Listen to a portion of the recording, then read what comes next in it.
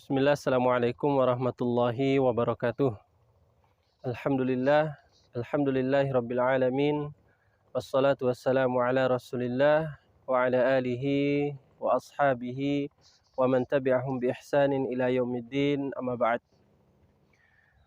Alhamdulillah, kita semua telah selesai menjalankan salah satu kewajiban dari Allah Subhanahu wa taala, yaitu salat Idul Adha, yang Allah Subhanahu wa taala perintahkan, inna a'tainakal kautsar fashalli li rabbika wanhar.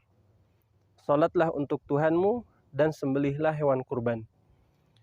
Maka ada beberapa pelajaran yang bisa kita ambil daripada ibadah kurban.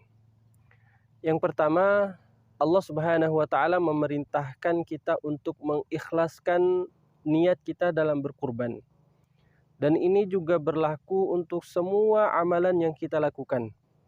Karena dengan ikhlas, semuanya akan diterima oleh Allah Subhanahu wa taala. Dan para ulama menyebutkan, di antara syarat sah diterimanya ibadah di hadapan Allah Subhanahu wa taala, yaitu dengan ikhlas dan juga mutaba'atul Rasul, mengikuti sunnah Rasul sallallahu alaihi wasallam. Maka ketika berkurban, Allah Subhanahu wa taala memerintahkan seseorang untuk senantiasa mengikhlaskan amal ibadah kurbannya untuk Allah Subhanahu wa taala. Sebagaimana Allah Subhanahu wa taala mengkisahkan tentang dua anak Nabi Adam alaihi salam. Kata Allah Subhanahu wa taala, "Watlu alaihim naba'a bani Adam bil haqq." Ceritakanlah kepada mereka tentang kedua anak Adam dengan sebenar-benarnya. "Idz qarraba qurbanan fatuqubbila min ahadihima wa lam yutaqabbal minal akhar." Tak kala mereka berdua menyerahkan kurbannya di hadapan Allah Subhanahu wa taala, maka salah satu di antara mereka Allah Subhanahu wa taala menerima kurbannya, dan di antaranya yang satu yang lainnya tidak diterima oleh Allah Subhanahu wa taala. Apa syaratnya?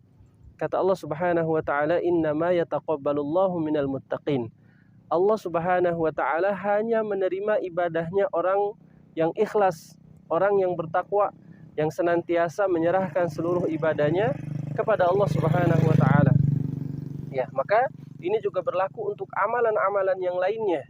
Maka hendaklah dia ikhlas kepada Allah Subhanahu wa taala dalam setiap ibadah yang dia lakukan.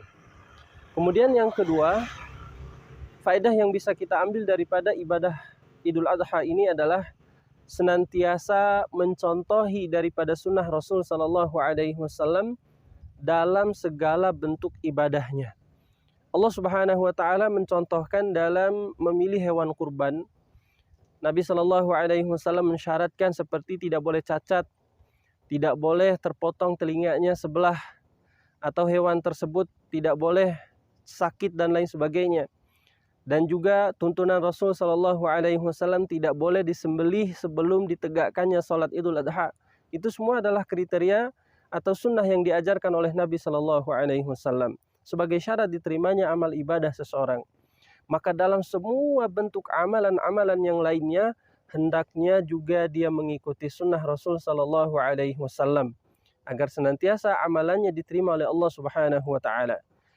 Makanya kata Allah Subhanahu wa taala dalam Al-Qur'an, "Lan yanalallahu luhumuha wala dima'uha walakin yanaluhu taqwa minkum." Daging-daging yang disembelih, kemudian darah-darah yang ditumpahkan untuk Allah Subhanahu wa taala tidak akan mendapatkan keridhaan begitu saja. Maka syaratnya walakin yanaluhu taqwa, akan tetapi semua itu didapatkan dengan takwa dan mengikuti sunnah Rasul sallallahu alaihi wasallam. Oleh karenanya, dua faedah ini sangatlah penting untuk diterapkan dalam ibadah-ibadah yang lainnya.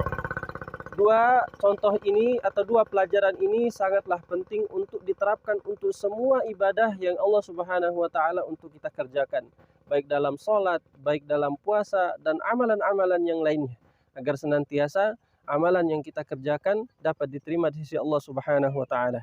Wassalamualaikum warahmatullahi wabarakatuh.